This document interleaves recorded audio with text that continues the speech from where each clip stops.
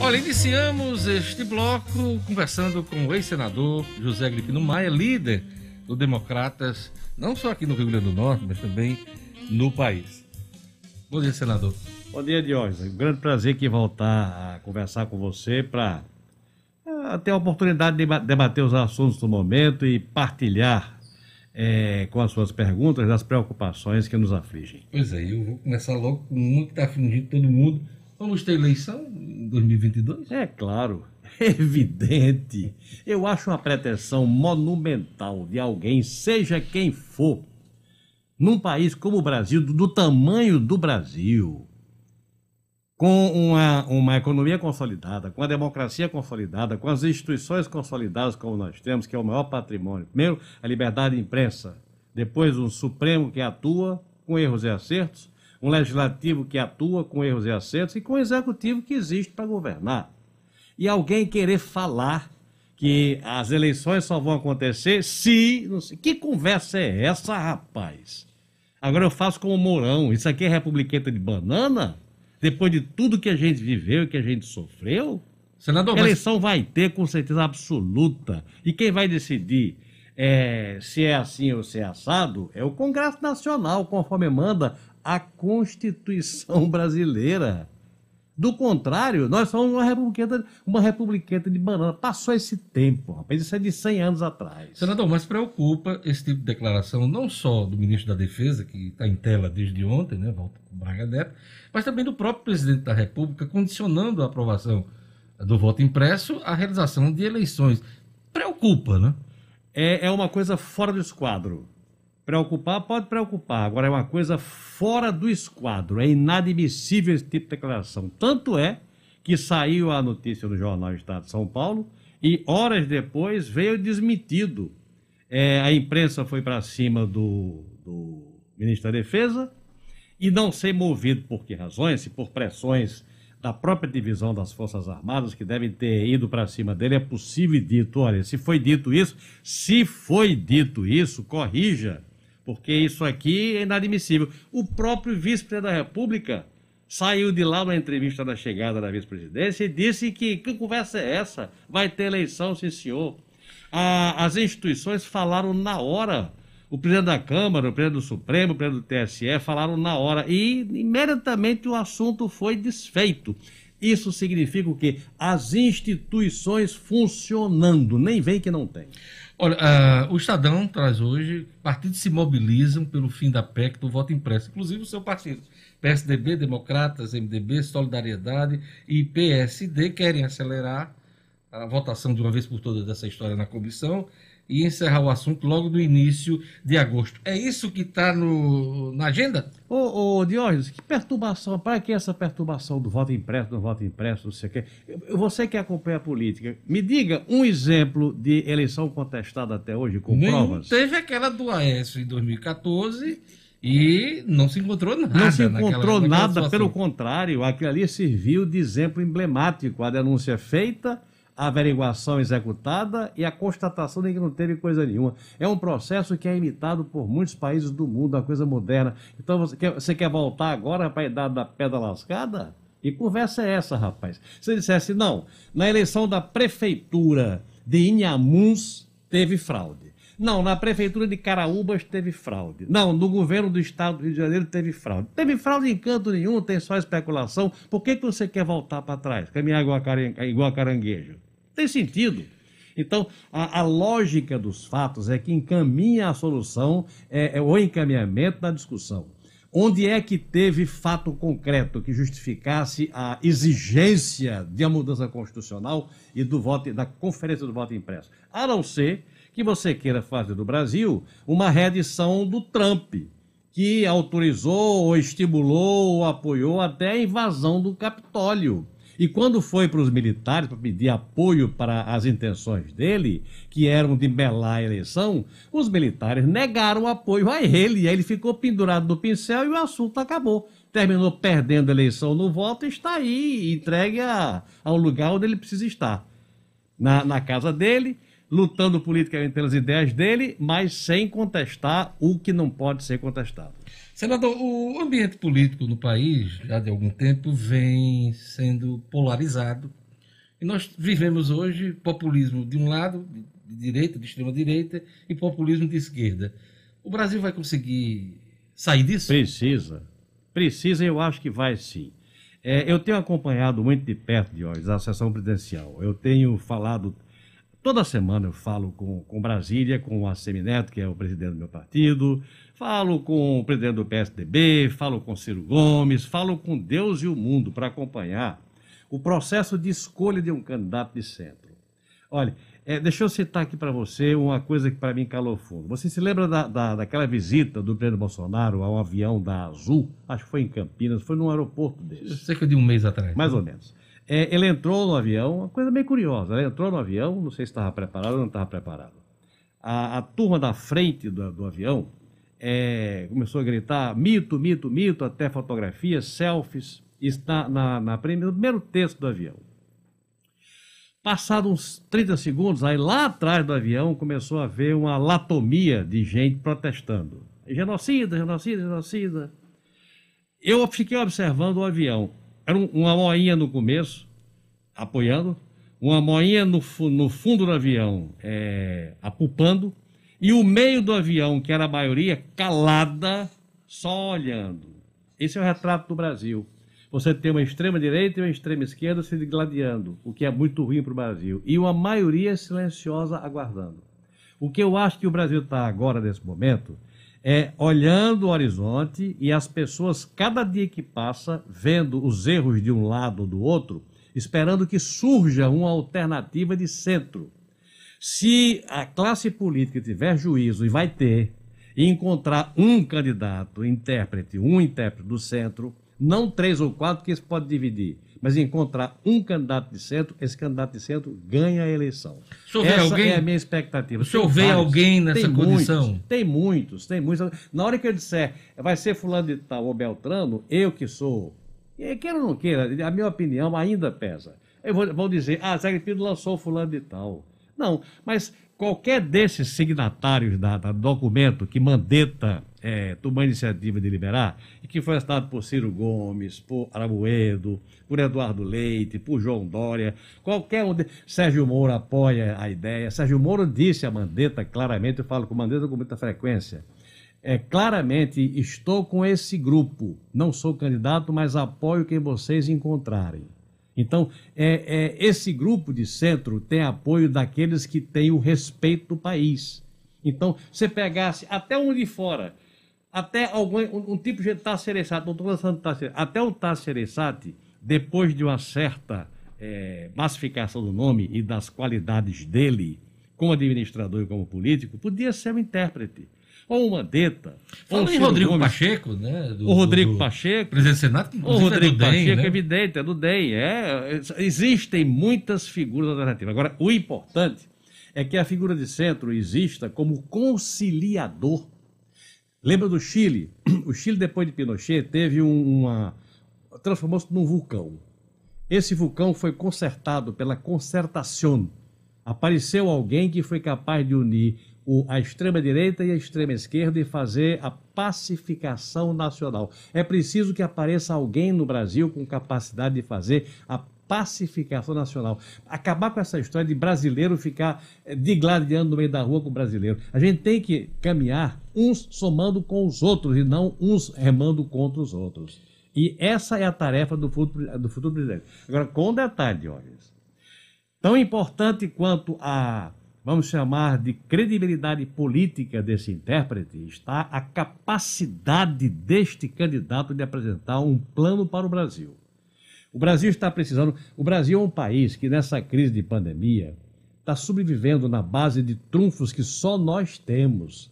O agronegócio, o Brasil está abastecendo o mundo com comida. Queira ou não queira, é um país, do ponto de vista tecnológico, evoluidíssimo na produção de carne, de frango, de porco, de soja, de feijão, até de algodão. Acabou-se bicudo, até algodão o Brasil hoje é exportador. Todas commodities importantes hoje na economia mundial. Fora a autossuficiência no petróleo que foi conseguida e fora a exportação maciça de minério. Então, isso dá ao Brasil a massa crítica para se dar ao luxo de trabalhar, para investir na educação e, a partir da melhoria do padrão da educação e ter bons valores da educação, você ter uma indústria desenvolvida e um comércio apurado. Então tem tudo para dar certo. Agora, é preciso que tenha um presidente da República com planejamento de país. É um país que quer ser isso no mundo. E tem condição de ser.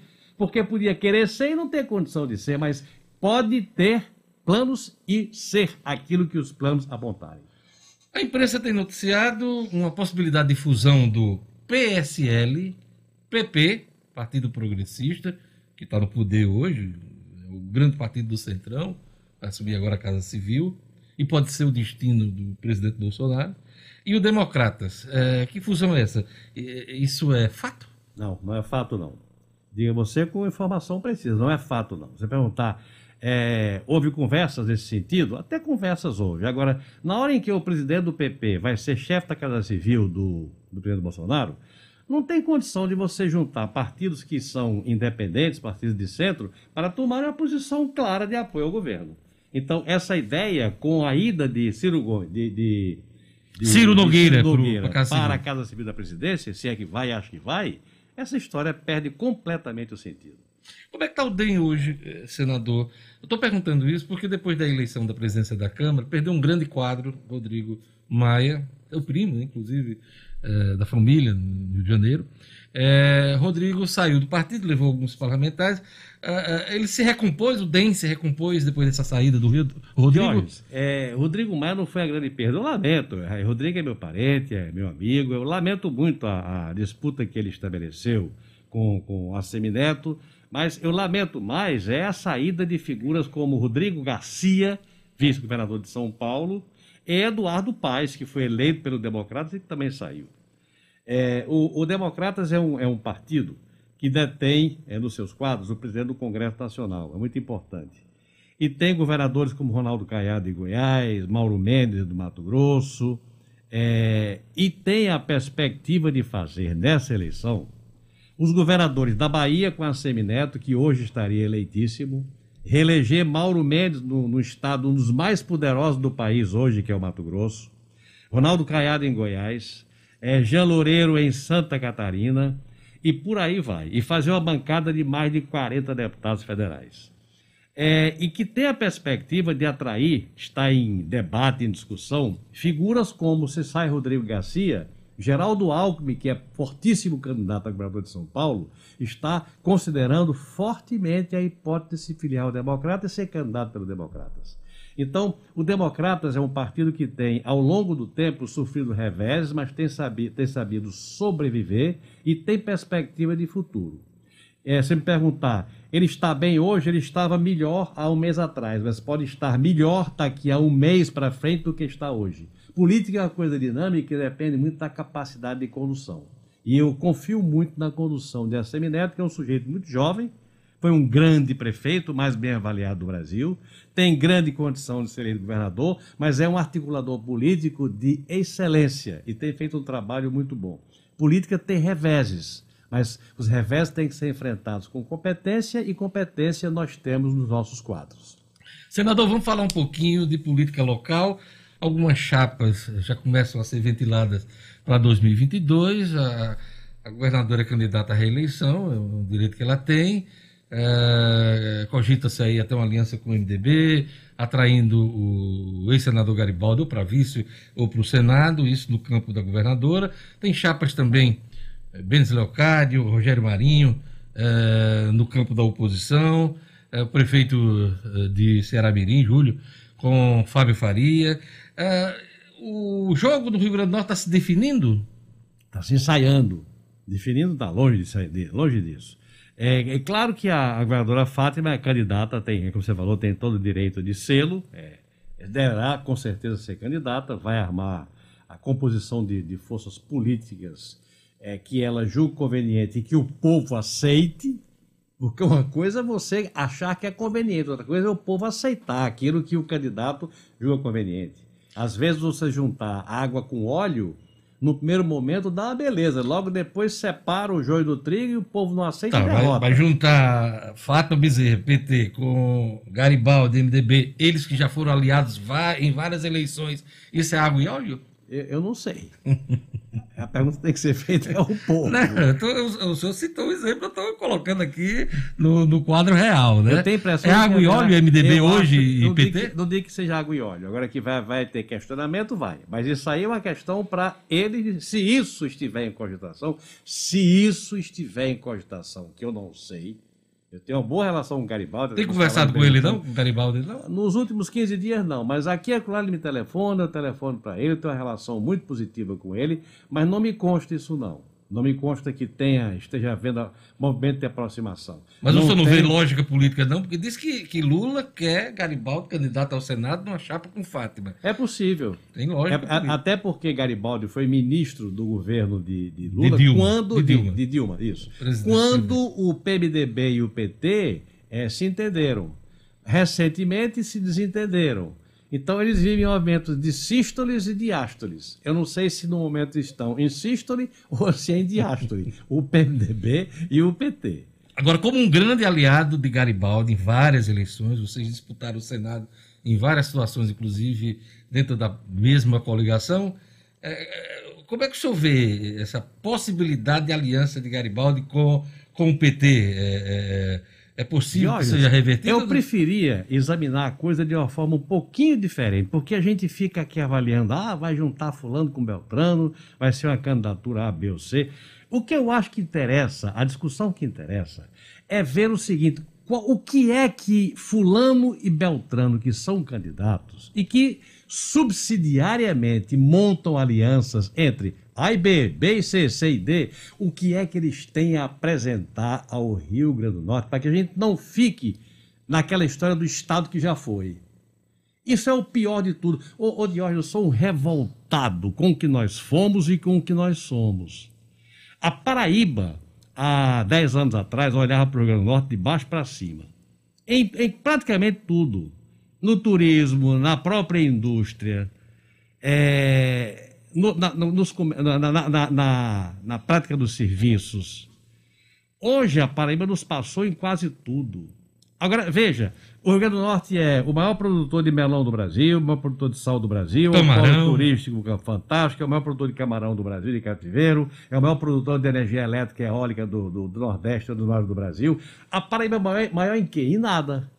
O Piauí está passando o Rio Grande do Norte em tudo, e ele é o maior do Brasil em quê? Em nada. Agora, descobriu, pela força do planejamento, que o Cerrado do Piauí, o sul do Piauí, é um celeiro fantástico de produção de grãos e está investindo maciçamente na infraestrutura, nos subsídios e na produção agrícola, que está gerando excedentes fantásticos. A Paraíba está agora com o polo turístico engolindo as nossas oportunidades. Ceará nem se fala, com a associação de governos que se completam um após o outro, ocupou um espaço e está hoje competindo com Pernambuco e com Bahia.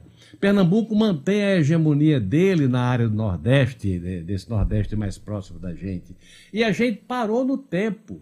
O que é que nós temos que fazer? Planejamento, gestão. O futuro governador do Rio Grande do Norte tem que ser visto pelo eleitor como um planejador capaz de desembarcar o Estado.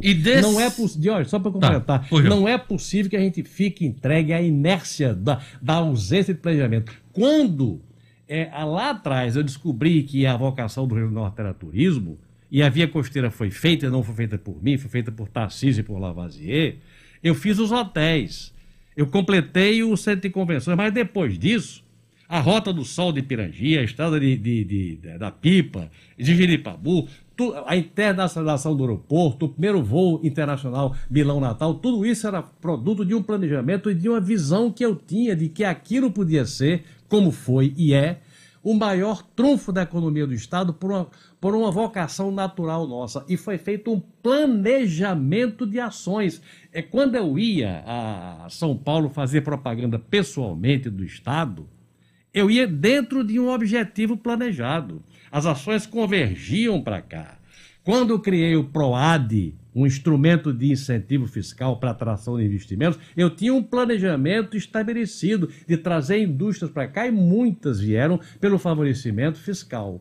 Então, o que está faltando ao Rio Grande do Norte é a identificação de uma candidatura com capacidade de planejar o futuro de um Estado viável que chama-se Rio Grande do Norte. E é justamente nesse ponto que eu gostaria que o senhor comentasse, entre os nomes ventilados aí para o governo do Estado, alguém tem essa visão estratégica tem. Sobre planejamento, sobre o futuro do Vai Rio ter Grande do que Norte? ter. Vai ter que Mas ter. entre os nomes, Benes, o próprio prefeito lá de Ceará-Mirim, eu digo que são os nomes colocados aí na... Eles é que têm que se apresentar. Eu não conheço nenhuma manifestação de nenhum deles com relação a esse tema. Não conheço. Agora, é preciso que eles tenham planos e que tenham um passado que justifique ou que dê ao eleitor a convicção de que eles estão prometendo uma coisa que eles serão capazes de fazer. Mais importante do que você preparar um plano agora e mostrar, porque plano qualquer um pode aparecer, é o passado deles de dizer que vai fazer uma coisa que quando tiveram oportunidade fizeram. Por exemplo, o Toma Faria, se aparecesse como candidato, esse daí transformou Santa Cruz. Ele se colocou como pré-candidato. Então, esse daí tem autoridade para falar e ser acreditado. Ele é corajoso, ele é ousado, ele é realizador, ele é líder, ele é corajoso do ponto de vista cívico, é corajoso e as pessoas sabem que é. Os outros têm que mostrar também. E, mais do que tudo, para você ganhar a eleição, e não vai ser uma disputa fácil, até porque quem está no governo leva vantagem, você tem que ter um arco de alianças bastante amplo e aceito. Se você tem 10 partidos apoiando, é preciso que os partidos apoiem, que as lideranças apoiem com vontade. Então é preciso alguém que seja capaz de galvanizar um arco de aliança poderoso e que essa aliança seja aceita regionalmente, região por região, município por município. Felizmente, senador, nosso tempo está acabando e eu queria perguntar sobre os seus planos para 2022. O senhor já definiu o que pretende fazer no ano que vem? Pretendo fazer o que eu estou fazendo. O Diógenes, depois de ter sido 4 vezes governador, 4 vezes senador, 2 vezes governador e 1 vez prefeito, a gente se habitua a servir. Servir. O que eu estou... Eu sou nada. Eu estou fazendo aqui às 7h da manhã, dando entrevista a você. Para quê? Para expor as minhas ideias. Isso. Para dizer que eu estou falando com Brasília, que eu converso, que quem me procura, eu procuro ajudar. Então, me perguntar, me faz falta o mandato? Nenhum. Agora, me faz falta um instrumento para ajudar o meu Estado. Que é o mandato, né? É claro. Então, me faz falta pessoalmente o mandato? Não, eu já fui tudo. Eu devo ao Estado tudo. Está na hora de eu devolver ao Estado o que o Estado me deu, com mandato ou sem mandato. Agora, faz falta o mandato? Faz falta a força do mandato. Faz falta o mandato a mim, para a minha vida pessoal? Não. Então, eu vivo nessa. Eu estou muito feliz como estou. Se perguntar, você pretende, você é candidato? Coisa nenhuma. Agora, dessa água eu não beberei. Também não vou dizer isso. Mas é objetivo de vida se eu voltar a ser candidato? Não, não. Agora, você abre mão de participar de debates, de influenciar, de dar canelada para que o seu Estado se mova e ande para frente? Também não. Também não. Tá, mas se for disputar alguma coisa, sabe que a gente quer arrancar a informação, né? Qual seria o seu caminho natural? Onde eu mais servir ao Estado, fora o governo, porque eu acho que o governo tem que ser para gente nova, que se sinta desafiado, que tenha disposição de se multiplicar. Eu já dei pelo Estado um bocado da minha vida. Isso. A essa altura eu tenho experiência. Onde a experiência vale, e o Rio Grande do Norte é um Estado pequeno, é importante que os políticos do Estado, os parlamentares, tenham a experiência como uma virtude fundamental para a sua ação. Do contrário, ele fala e não é ouvido. A experiência que eu adquiri seria importante para o Estado numa função parlamentar. E onde eu mais desenvolvi a minha ação parlamentar foi no Senado, onde eu fui líder do meu partido 7 anos, líder da oposição, presidente nacional de partido, presidente de comissão, consegui apresentar e aprovar vários projetos, foi uma realização pessoal. Agora, está nos meus planos, para você não completar a sua pergunta, ser senador? Não está não. Mas o senhor mira o Senado. Não.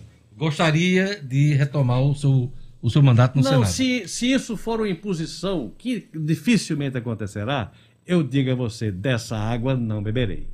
É isso não aí. Posso dizer.